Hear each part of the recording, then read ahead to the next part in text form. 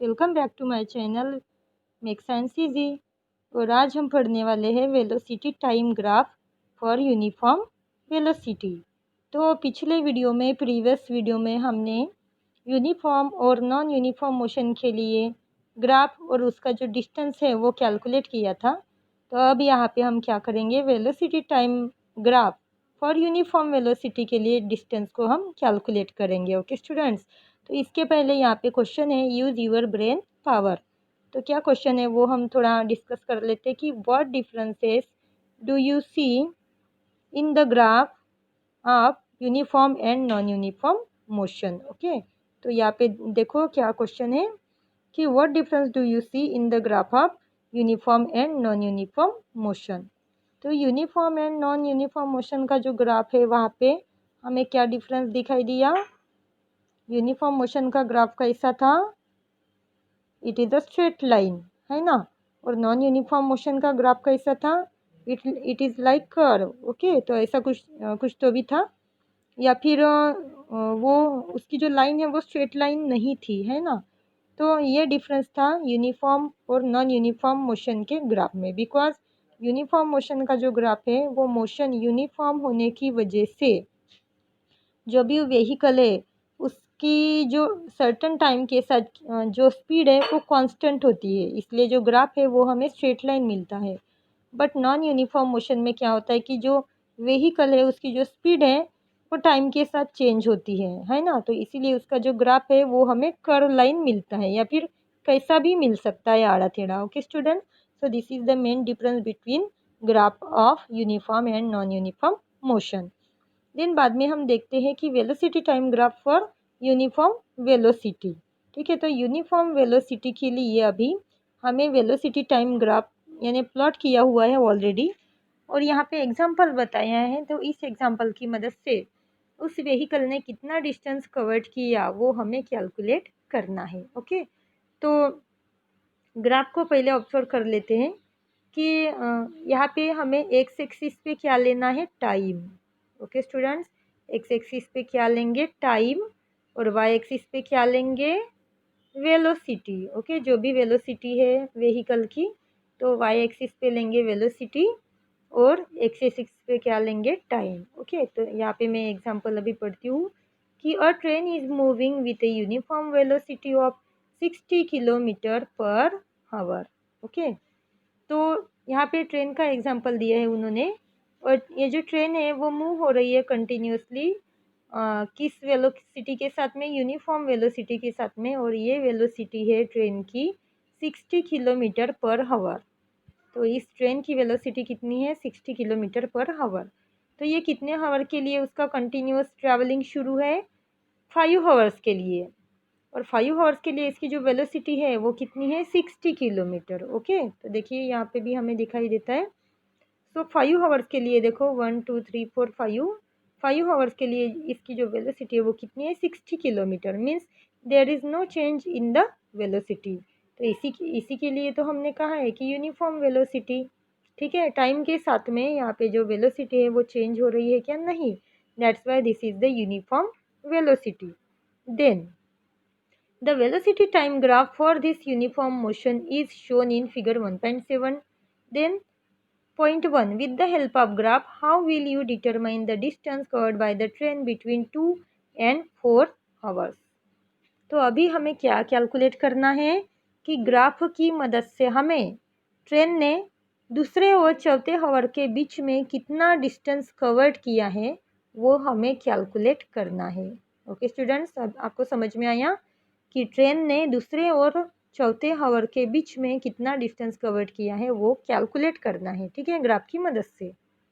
तो यहाँ पे देखते हैं हम, तो यहाँ पे देखो ये डॉटेड लाइन आपको दिखाई दे रही है। तो इस डॉटेड लाइन की मदद से यहाँ पे ABCDA क्वाड्रेंगल तैयार हो रहा है। ओके, तो ये T1 और T2 ऐसे 2 पॉइंट उन्होंने दिए जो परपेंडिकुलर उन्होंने निकाला है A से C तक के, देन B से D तक के। तो ये जो पॉइंट है इसको नाम दिया है T1 एंड T2। ओके, तो अभी हमें क्या कैलकुलेट करना है, the distance covered by train between 2 and 4 hour. तो दूसरे और चौथे आवर के बीच में कितने आवर का डिफरेंस है, कितने हावर का डिफरेंस है इजीली आप कैलकुलेट कर सकते हो। 4 - 2 कितना हावर, 2 हावर। ओके स्टूडेंट्स, तो दूसरे और चौथे हावर के बीच में कितने हावर का डिफरेंस है, 2 हावर। ओके, और ट्रेन की जो वेलोसिटी है वो कितनी है, 60 किलोमीटर पर हावर। तो यहाँ से ही हमें आंसर मिल जाता है। अगर ट्रेन की वेलोसिटी 1 हावर में 60 किलोमीटर है तो 2 हावर में कितनी होगी, इजी है, 60 × 2 क्या मिलेगा, 60 × 2, एक मिनट, तो यहाँ पे क्या मिलेगा फिर, 60 × 2 = 120 किलोमीटर। ओके, तो ट्रेन ने कितना डिस्टेंस कवर किया, 2 से चौथे घंटे के बीच में 120 किलोमीटर इतना डिस्टेंस कवर किया। ओके ना, क्योंकि सिंपल है, अगर ट्रेन 1 घंटे में कितना किलोमीटर जाती है, 60 किलोमीटर, तो 2 घंटे में कितना जाएंगी, उससे डबल ना, तो उससे डबल कितनी वैल्यू मिलेगी, 120 किलोमीटर। ओके स्टूडेंट्स, तो ये तो हमें डिस्टेंस मिल गया जो ट्रेन ने कवर किया दूसरे और चौथे हावर के बीच में। ओके स्टूडेंट्स, देन अभी दूसरा पॉइंट देखते हैं हम। देन दूसरा point, is there a relation between the distance covered by the train between 2 and 4 hours and the area particular quadrangle in the graph, what is the acceleration of the train. तो अभी यहाँ पे हमें answer देना है कि train ने जो दूसरे और चौथे हावर के बीच में जो भी डिस्टेंस कवर्ड किया है उसमें, और यहाँ पे जो ग्राफ में हमें जो क्वाड्रेंगल मिल रहा है उसका अगर हम एरिया निकालते हैं तो एरिया का जो भी आंसर होगा, यानी जो भी आंसर मिलेगा उसमें कुछ रिलेशन है क्या, ठीक है, वो हमें ढूंढना है। And then what is the acceleration of the train, और साथ में ट्रेन का एक्सीलरेशन कितना हुआ वो भी हमें ढूंढना है, यानी कैलकुलेट करना है। ओके स्टूडेंट्स, तो चलो कैलकुलेट करते हैं। तो दूसरे और चौथे हावर के बीच में ट्रेन ने कितना डिस्टेंस कवर किया, 120 किलोमीटर। देन अब हम क्या करेंगे, ये जो क्वाड्रेंगल है मीन्स ABCD, ओके, ABCD या फिर ABDC, तो ये जो क्वाड्रेंगल है इसका हम एरिया कैलकुलेट करेंगे, और एरिया कैलकुलेट करने के बाद टैली करेंगे कि उतना ही आंसर आता है क्या। ओके, तो क्वाड्रेंगल का एरिया निकालने के लिए हमें उसका फार्मूला पता होना ज़रूरी है। तो what is the formula of quadrangle, do you know, of course you know, the formula of quadrangle is length into breadth. Okay students, तो area, the formula for area of quadrangle is length into breadth. Okay, तो यहाँ पे length कौन कौन सी है, AC and BD, these are the lengths. Okay, and breadth कौन सी है, AB and CD, these are the breadths. तो यहाँ पे पहले हम लेंथ की वैल्यू निकाल लेते हैं। तो ये जो AC, इसकी जो लेंथ है वो कितनी है, अगर यहाँ से हम कैलकुलेट करते हैं तो ये जो डिस्टेंस है, ओके ना, तो वो कितना है, 60 किलोमीटर। ओके, क्योंकि ये तो ट्रेन की वेलोसिटी है ना, तो ये जो वैल्यू है ये कितनी मिलती है हमें, 60। ओके, और साथ में जितना AC है उतनी ही वैल्यू किसकी होगी, BD की होगी। ओके, देन फार्मूले